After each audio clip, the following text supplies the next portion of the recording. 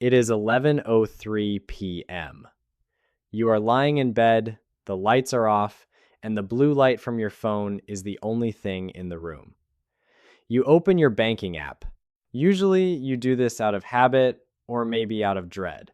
But tonight is different. There it is, $20,000.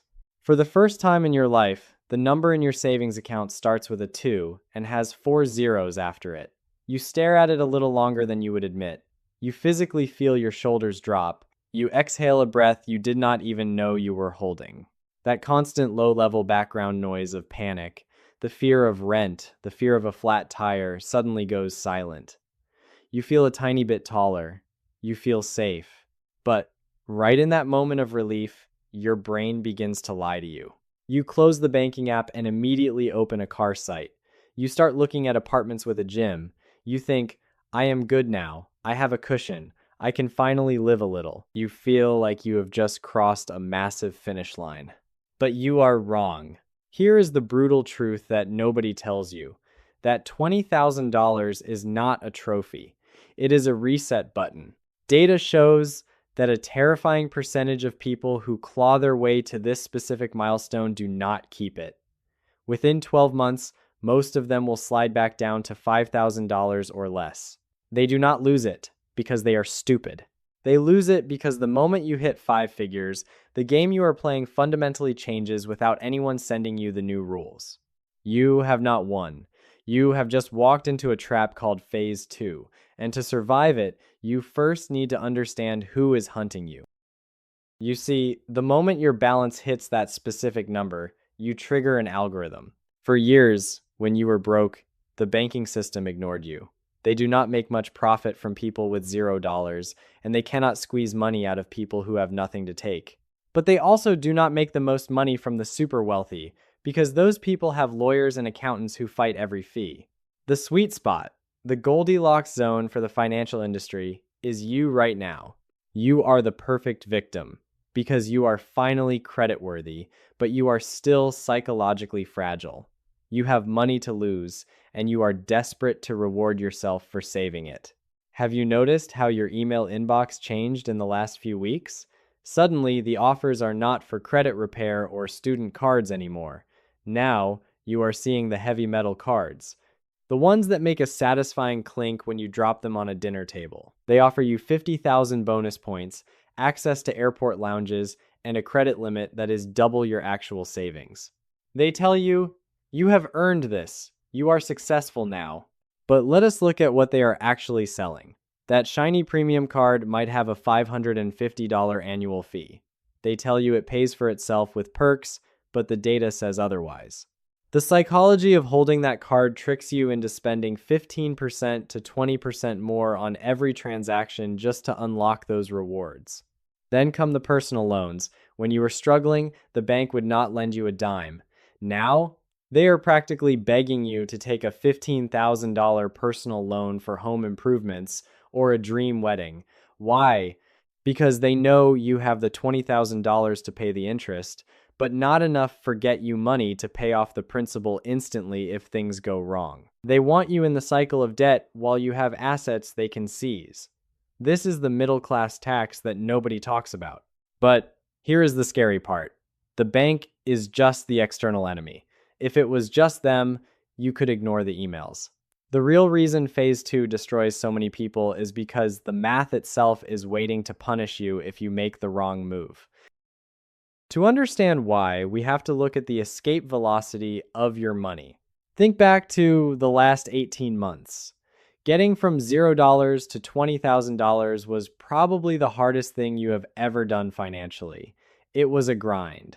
You said no to trips, you ate leftovers, you stressed over gas prices. Why was it so hard? Because in Phase 1, the math was fighting you. You had zero momentum.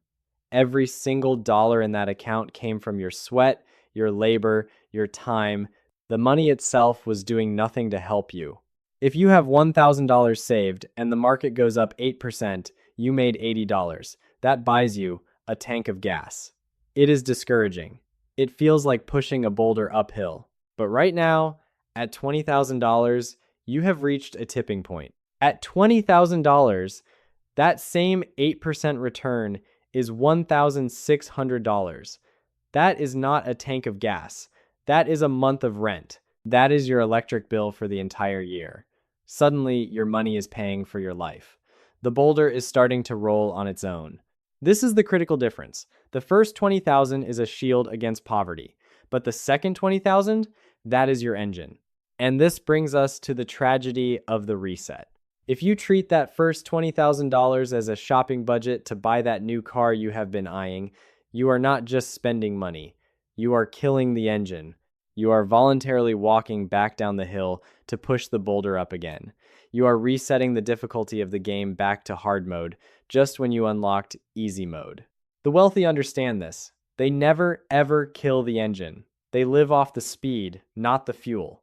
So, we have a problem. The banks want you to spend, your brain wants a reward, but the math demands that you do not touch a cent. How do you reconcile this? Do you just sit on a pile of cash and live like a monk forever? No, that is unsustainable. You need a system that allows you to live without destroying the machine you just built. You need the floor. Most people view their bank account as a single bucket. Money goes in from a paycheck, money goes out for bills. If there is money left in the bucket, they feel rich. If the bucket is empty, they stop spending. This one bucket mindset is why people fail phase 2. To survive, you need to visualize your money not as a bucket, but as a layer cake. And the most important layer is the bottom one, the floor. This is not just a savings account. This is a psychological line in the sand. You need to look at that $20,000 you just saved and tell yourself, this is not money, this is zero. This is your new zero. This is the concrete foundation of your life. You do not touch the floor for a vacation. You do not touch the floor for a car down payment. You do not touch the floor because you are bored. The only time you break the floor is if there is actual blood, fire, or a lawsuit. That is it. Above the floor is layer 2, the growth. This is every dollar above that $20,000 mark. Let us say you save another $5,000. That money is your soldier. That money goes immediately into low-cost index funds, real estate, or business investment. This layer's job is to work while you sleep. And finally, layer 3, the options. This is where the fun happens. You are allowed to spend money. You are allowed to buy the nice shoes or the trip to Japan.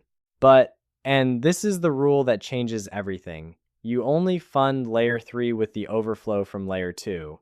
When you adopt the floor mindset, something changes in your posture. You stop walking around with poverty PTSD. You know that no matter what happens, layoffs, recessions, bad luck, you will never fall past the concrete. But I know what you are thinking. This sounds great in theory, but does it actually work in real life when the temptation is staring you in the face? To answer that, let me tell you the story of two friends, Alex and Jordan, who faced this exact choice. Alex and Jordan are both 30 years old. They live in the same city, work similar mid-level corporate jobs, and earn the exact same salary. And on the same Tuesday in October, they both hit that magical number, $20,000. This is where their paths diverge. Alex looks at the banking app and thinks, finally, I made it. Alex drives a beat-up Honda Civic. It works fine, but it is noisy, the paint is peeling, and the AC struggles in the summer. Alex thinks, I have $20,000, I deserve better than this.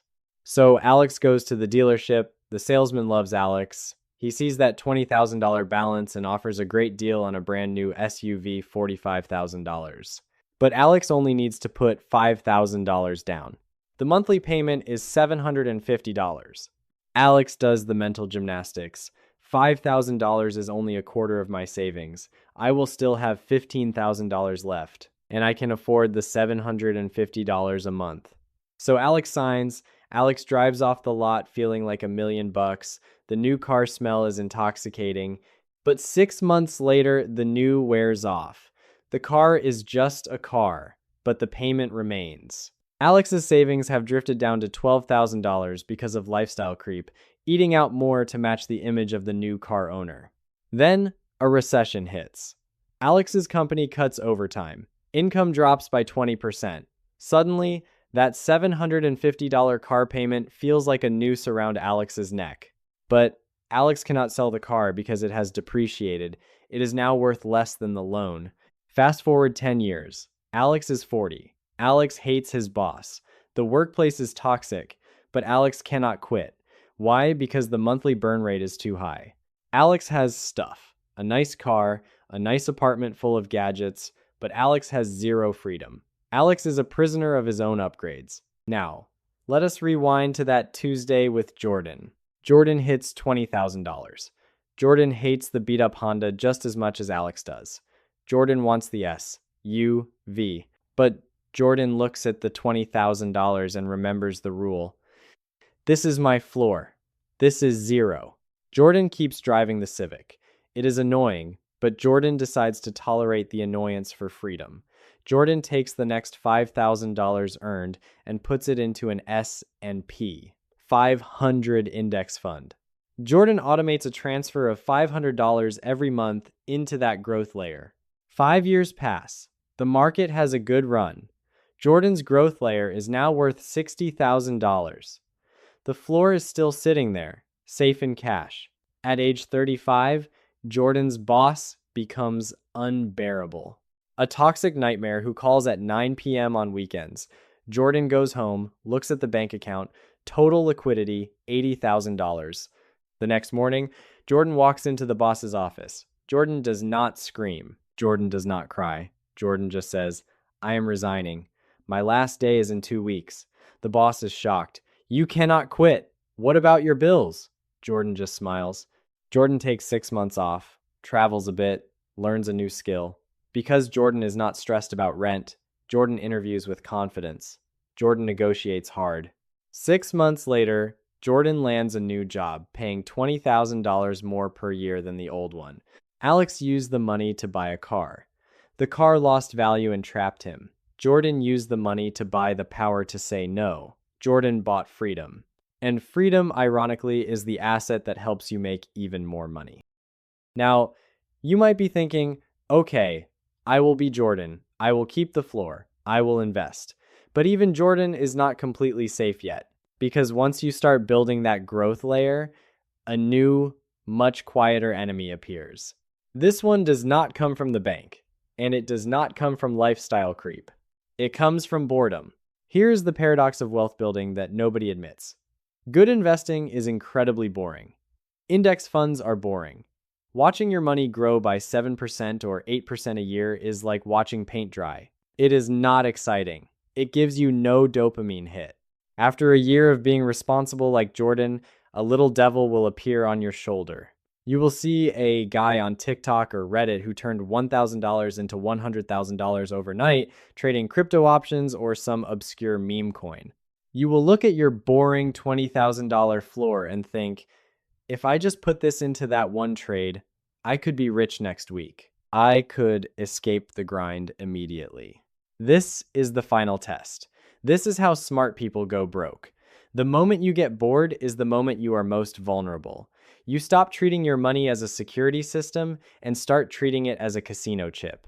I have seen people spend 5 years saving their floor, only to lose 80% of it in 3 days because they tried to speed run to the finish line. So, here is the rule to beat the boredom. Quarantine your risk. If you want to gamble, fine. We are humans, we like thrills. But you do it with 5% of your fun layer. You never, ever, under any circumstances, unlock the floor to gamble. The floor is for survival. The growth layer is for wealth. The fun layer is for play.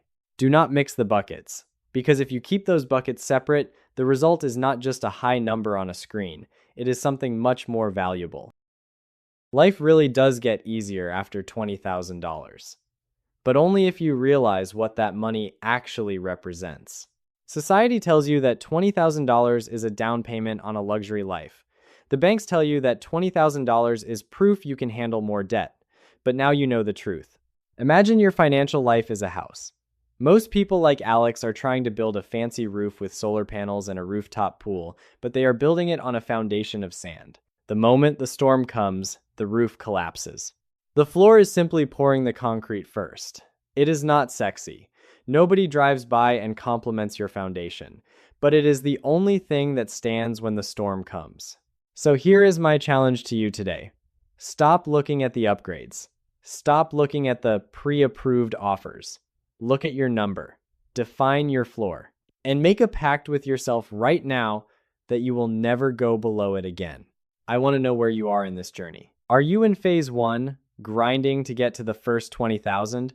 Or are you in phase 2, fighting the temptation to spend it? Leave a comment down below with your current floor goal. Writing it down makes it real. And if you want to know exactly how to build that growth layer, which index funds to buy, what accounts to open, make sure you subscribe because that is exactly what we are breaking down in the next video. Do not let the system win. Build your floor. I will see you in the next one.